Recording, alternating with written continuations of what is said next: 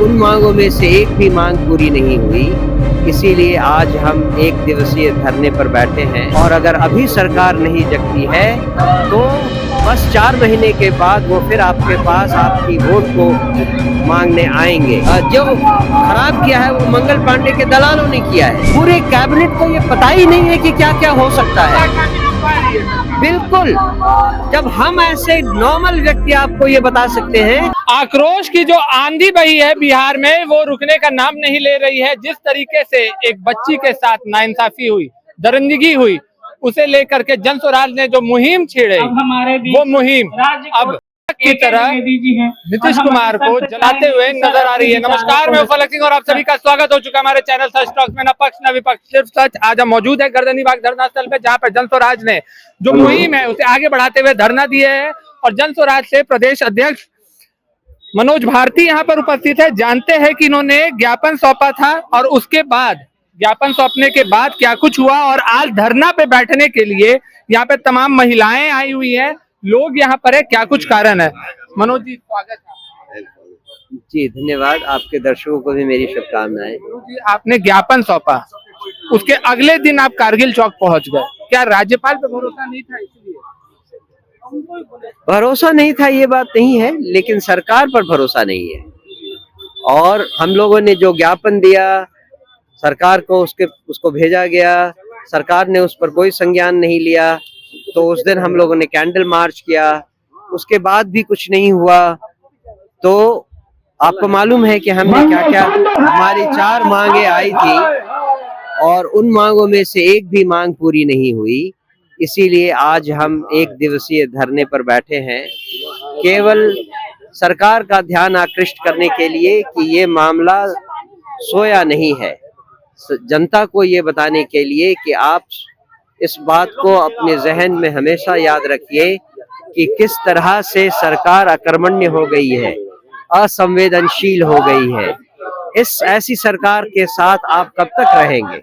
और अगर अभी सरकार नहीं जगती है तो बस 4 महीने के बाद वो फिर आपके पास आपकी वोट को मांगने आएंगे। उनको उस समय इस बात का याद दिलाइए कि उन्होंने ऐसे ऐसे कांडों में जनता का साथ क्यों नहीं दिया और ऐसी सरकार को वापस नहीं लाया जाए। यही हम जनता से संवाद करने यहाँ आए हैं। कल कैबिनेट की मीटिंग हुई है, अहम मुद्दों पर मोहर लगी, जिसमें से एक था स्वास्थ्य विभाग में 60 डॉक्टरों को बर्खास्त कर दिया गया। एक्शन तो लेते हुए नजर आ रही है। क्या 60 डॉक्टरों को बर्खास्त करने से सरकार इस नैतिक जिम्मेदारी से मुक्त हो जाती है कि अस्पतालों में किस तरह की अव्यवस्था है? क्या सरकारी अस्पतालों में अव्यवस्था किसी एक अफसर के कारण है? अगर वो एक अफसर के कारण है तो वो एक्शन पहले से क्यों नहीं लिया गया? ऐसी घटनाएं तो बिहार में आए दिन हो रही हैं। लगभग हर रोज 2-4 केस आपको मिल जाएगी। पीएमसीएच के बाहर जाकर आप खड़े हो जाइए, हर दिन आपको 10 केस ऐसे मिलेंगे जिसमें पीएमसीएच की दुर्दशा बिल्कुल सामने रहती है। तो सरकार क्या दिखाना चाहती है? एक कैबिनेट मीटिंग करके अगर आप 60 अफसरों को निलंबित करते हैं या बर्खास्त करते हैं तो इससे सरकारी व्यवस्था तो नहीं बदलती। तो जनता कब इस बात पर भरोसा करेगी कि उनकी जिंदगी बेहतर हो गई है? पीएमसीएच एक तरफ से दावा करता है कि एशिया का नंबर 1 अस्पताल है, वहीं पर दलालों की धांधली चलती है पीएमसीएच में, किसी से छुपा हुआ नहीं है। लगातार इससे जो आम जनता है को छुपा रहे हैं। आप खुद असली मुद्दे को छुपा रहे हैं। बिहार को नंबर 1 का दर्जा मंगल पांडे ने दिया था और पीएमसीएच की हालत को जो खराब किया है वो मंगल पांडे के दलालों ने किया है। तो आप मंगल पांडे को क्यों छुपाना चाह रहे हैं? उनको क्यों बचाना चाह रहे हैं? जो इसके लिए असल जिम्मेदार है उसको आप क्यों नहीं सामने लाना चाह रहे हैं?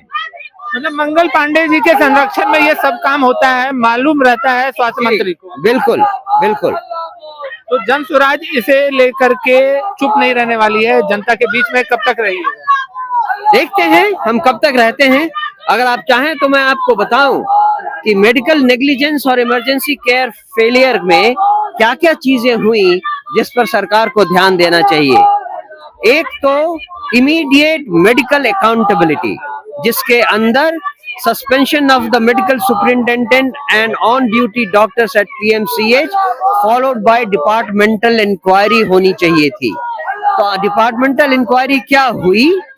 दूसरा, registration of criminal case under section 166B of IPC for failure to provide emergency treatment। क्या ऐसा criminal case लागू किया गया?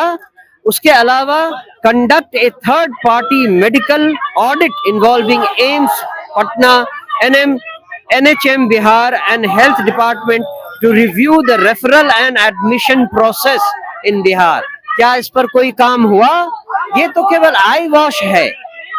पूरे कैबिनेट को ये पता ही नहीं है कि क्या क्या हो सकता है। छुपा रही है सरकार। बिल्कुल, जब हम ऐसे नॉर्मल व्यक्ति आपको ये बता सकते हैं कि क्या क्या एक्शन होना चाहिए था, वो उसके बदले आप केवल 5 लोगों को, 10 लोगों को, 60 लोगों को बर्खास्त कर देते हैं।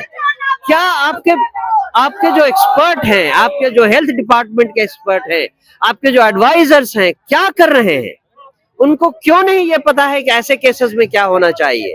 मनोज जी, आखिरी सवाल रहेगा, बिहार की आवाम, बिहार की जो जनता है, क्या इस चीज को बखूबी समझ रही है कि अभी भी आंख खुलने में कुछ समय बाकी है और ऐसे हादसे होंगे तब बिहार की जनता को समझ में आएगा? कुछ समय बाकी नहीं है। ये तो अभी कुंभकर्ण की नींद में सोए हुए हैं।